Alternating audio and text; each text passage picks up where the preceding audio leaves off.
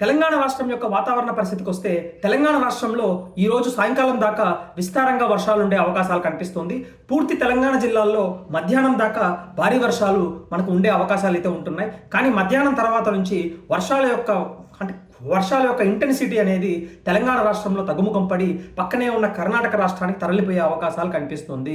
సాయంకాలం లేదా రాత్రి సమయానికి పూర్తి స్థాయిలో వర్షాలన్నీ తెలంగాణ రాష్ట్రంలో తగ్గుముఖం పట్టే సూచనలు మనకు బాగా కనిపిస్తున్నాయి. దాంతోపాటుగా వచ్చేసి మూసీ నది ప్రవాహిత ప్రాంతాలు వచ్చేసి కాస్తంత అలర్ట్గా ఉండాలి.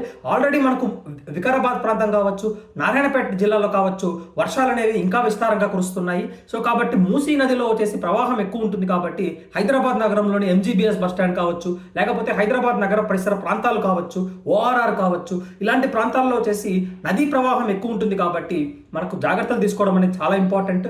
అలానే ఈ రోజే కాకుండా రాగల 3 రోజుల వరకు కూడా ఈ నది ప్రవాహం ఉంటుంది. కాబట్టి డెఫినెట్గా అందరూ చర్యలు తీసుకుంటారని నేను కోరుకుంటున్నానండి.